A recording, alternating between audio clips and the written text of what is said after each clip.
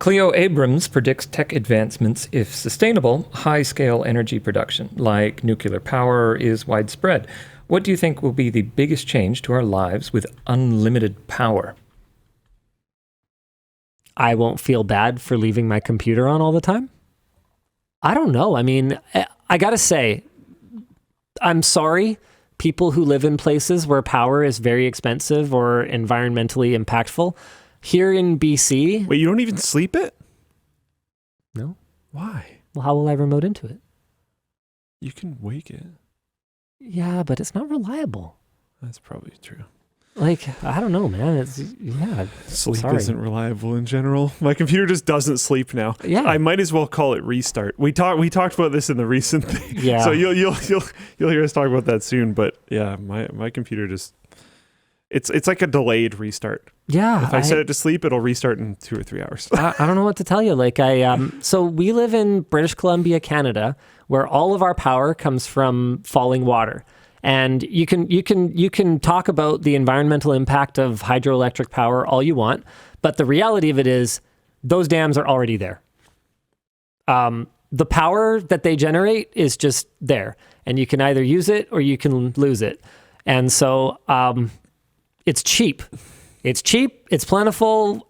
We don't, I think, for the most part, really think about power consumption that much. Honestly, not a ton. A little bit. Now, there are energy costs here that are higher than other parts of the world. Like whenever I hear Americans complaining about their gas prices, I kind of go... Hey, by the way, yeah, ours only look low because they're in liters. Yeah, which is one fourth of a gallon, okay? We pay a lot for fuel, which is one of the reasons I learned this recently, actually. Apparently Vancouver is the Tesla ownership capital of, if not the world, North America. And I would have thought, well, California, right? Trendy, blah, blah, blah, conscious or whatever. Yeah, but electricity is really expensive in California. Electricity costs freaking nothing here. So I guess what I'm trying to say is that for me, personally, it wouldn't change anything because power literally runs out of the taps like water. But in terms of like globally, I would expect to see more widespread use, for example, of things like climate control. Like I would expect that to become more affordable for people. I would expect even more of a push towards the data center. Like one of the biggest costs of running a data center is power.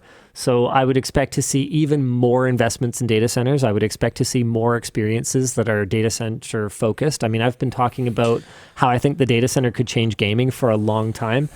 Like just massively, much more massively multiplayer worlds could be achieved by having everything clustered in one place and everybody else remoting into it and just getting their video feeds. Here's a weird negative take. Yeah, sure. I think light pollution would get really bad. Oh, people just don't bother turning off. Even LEDs last for freaking forever. So sort of. So there's a whole thing. I think I'm going to get a lot wrong because this is a rabbit hole I went down a while ago. But my understanding is that was a big part of the sales pitch for LEDs. And I don't mean LEDs in general. What you said is not false. But LED light bulbs like that screw into a socket.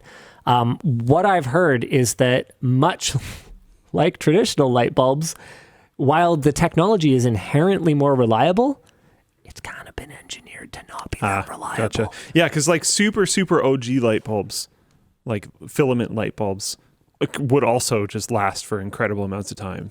And then they were engineered to be worse. Yeah. Yeah. So yeah, my understanding is LEDs are not designed properly to last, but in theory, yeah, what you're saying is correct. You could have bulbs that are just just like on all the time. Who cares? But then people want to sleep, right? Like, then again, you see a lot of. You want to be able to see the stars and like go hiking and not be like, wow, the it's glowing. Like, well, no, I just meant people are going to want to sleep, so they might turn off the lights in their house. But then it occurred to me that a lot of modern architecture has a lot of lighting on the outside of buildings.